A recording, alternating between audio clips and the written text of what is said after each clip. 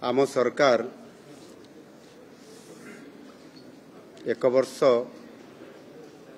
पूरण करने जाउछंती। एही अवसर रे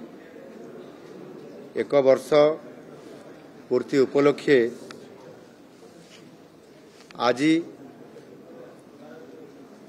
एक वर्ष पूर्ति मनइबार जस्ट किछि दिन पूर्वर आमे आज सर्वप्रथम एक कार्यक्रम विशेष करिकी शिल्प केमिति अग्रगति बढ़िबो से आधार रे एक विशेष कार्यक्रम आलोचना और विचार विमर्श आज विभिन्न सेक्टर जो बड़ शिल्पपति मानकर एवं एमएसएमई सेक्टर महिला उद्योगी एवं स्टार्टअप क्षेत्र में जो माने उद्योगी अच्छा से गोटे आलोचना एवं विचार विमर्श गोटे कार्यक्रम ये रखा जाइथिला। आपण माने समस्ते जानिछंती जे आमर Utkarsh Odisha make in Odisha conclave 2025 पई आमे अद्भुतपूर्व भाव में ये कार्यक्रम रे ये कनक्लेव रे आमे सफलता आनीथिलु। गत जनवरी 28 एवं 29 तारीख रे ये 2025 मसीहार एवं अनेक समय रे ये कथा को नहीं प्रश्न मध्य उठीथिला जे जेते बेले 17 लाख कोटी टंकार प्रस्ताव आसीथिला 13 लाख कोटी टंकार एमओयू साइन होइतिला 16टी सेक्टर रे एवं 13 लाख पाखापाखि लोकंकर एक नियुक्ति हेबार संभावना जो आसीतिला आ से आधार रे ताहार वास्तवता उपरे ग्राउंड ब्रेकिंग होउछि कि नहीं ना केवल एमओयू साइन होउछि पूर्व सरकार को भड़िया ये कथार प्रश्न आसीतिला एवं वास्तविक सरकार परिवर्तन होला परे विचारधारा बदली जाए सरकार नीति मध्य बदली जाए एवं सरकार आभिमुख्य मध्य बदली जाए और आम सरकार आसिला परे तार वास्तवता देबा पई आम डबल इंजन सरकार रो एवं ग्यारंटी दिया जाइथिबा माननीय प्रधानमंत्री ये समस्त कथा को विचार करले आज पर्यंत जो एमओयू साइन हला परे आमे ग्राउंड ब्रेकिंग करिबारे बड़ सफल नेतृत्व दे पारिछु। गत 2 मास हलाणी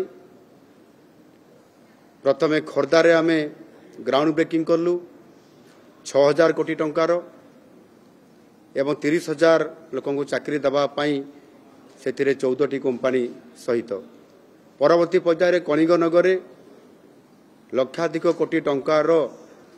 से भाव में सेठी 14टी कंपनीर शुभ उद्घाटन सहित शिलान्यास करा जाइथिला। तृतीय चरण में ढेंकानाल रे वारी कंपनी ठी आरंभ करी आउ 3टी कंपनी सहित आमे सेठी मध्य एमओयू साइन करथिलु ग्राउंडिंग ब्रेकिंग करिथिलु शिलान्यास करिथिलु एवं जस्ट 3 दिन पूर्वर गंजाम जिलार छत्रपुर ठारे सेठी मध्य पाखापाखि 12टी कंपनी सहित एमओयू आमर साइन हला परे मात्र 60 दिन भितरे आमे से प्रोजेक्ट गुड़िक किभली भाव से माने आज कंस्ट्रक्शन काम तार शेष पर्यायर पहुंचाई पारिछंती एवं सेठी मध्य किछि प्रोजेक्ट शिलान्यास आमे कलु। एभली भाव में जदि आमे देखिबा ताहले मोट उपरे उत्कर्ष ओडिशा रो मात्र 4 मास मध्यरे जो 4टी जगार 56टी शिल्पर शिलान्यास और उद्घाटन होईची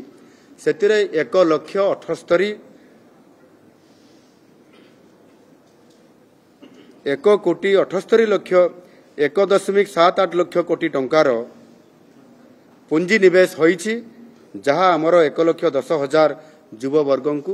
रोजगार देव। सेथिरे 206टी बड़ प्रकल्प को अनुमोदन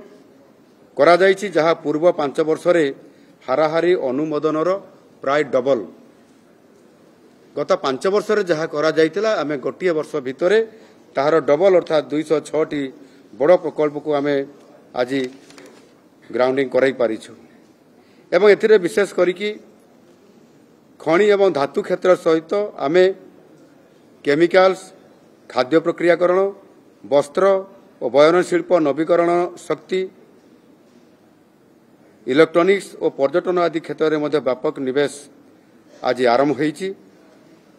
आगामी दिन में निश्चित भाव में आउ किछि प्रोजेक्ट को आमे विशेष करी खनिज पदार्थ धातु शिल्पर केन्द्र केवल नुह बरं या सहित द्रुत गति एक डाइवर्सिफाइड शिल्प शक्ति केन्द्र हेबाकु जाउछि ओडिशा आउ या आधार करके आज जो आलोचना होता एवं समानकर सहित विचार विमर्श होता एवं समाने मध्य निजर स्टोरी कहिथिले किभଳି भाबरे समाने अलगा राज्य रे मध्य समानकर इंडस्ट्री थिबा सत्ते जेतेबेले ऑफर आसिला ओडिसा रु समाने आसिले एवं आसिला परे जेभଳି भाबरे जो आमर इंडस्ट्रियल पॉलिसी एवं इनसेंटिव जेभଳି भाबरे समानकर सहित गोटे कोलाबोरेशन करागला एवं समानकर सहित आलोचना करागला सेथिरे उभय सेक्टर रे एमएसएमई सेक्टर रे एवं आमर इंडस्ट्री सेक्टर रे इंडस्ट्री मिनिस्टर एठी अछंती एवं आमर एमएसएमई मंत्री मध्ये अछंती एमाने मध्ये निजे समानकर सहित डिपार्टमेंट सहित प्रत्येक समय आलोचना करिकरी ये कथा को जेभଳି भाबरे आज आमे ग्राउंड ब्रेकिंग करिबारे सफल हेइछु एवं समाने तांकर हिस्ट्री एवं समानकर स्टोरी मध्ये आम पाखरे समाने रखिथिले एवं आगामी दिन में निश्चित भावरे जो आमर विजन अच्छी एवं समृद्ध ओडिशा करिबार स्वर्णिम समृद्ध ओडिशा 2036 पाई आउ से आधार रे आज आमे ताहार भित्ति स्थापना करिछु।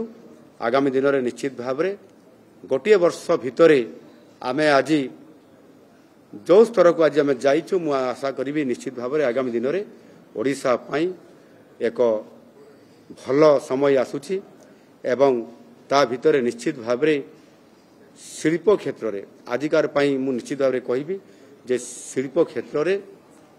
एवं ता सहित भित्तिभूमि को किभଳି भाव में सुदृढ़ करबा पाई डबल इंजन सरकार रे रेल रो विकास रेल रो भित्तिभूमि रोड रो भित्तिभूमि सहित आमर जो 3टी कार्यक्षम थिबा बंदर रो ताहार अधिकता को किभଳି भाव में कैपेसिटी बिल्ड करिया पाई एवं आउ 3टी बंदर को मध्य आमे किभଳି भाव में आगामी दिन में ताकू आगो को नबा पाई ताकू कार्यक्रम करिया पाई किछि जेटी रो उन्नति करिया पाई आमे बहुत बड़ पदक्षेप नेबा पाई जाउछु खूब शीघ्र मध्य ताहा कार्यक्रम हेबा पाई जाउछि एवं सेही भଳି भाव में आमे प्रत्येक क्षेत्र रे एहाकू खूब शीघ्र अर्थात आगामी 5 वर्ष भितरे आमर जो लक्ष्य थिला ताठारु ढेर अधिक आमे कार्यक्रम करई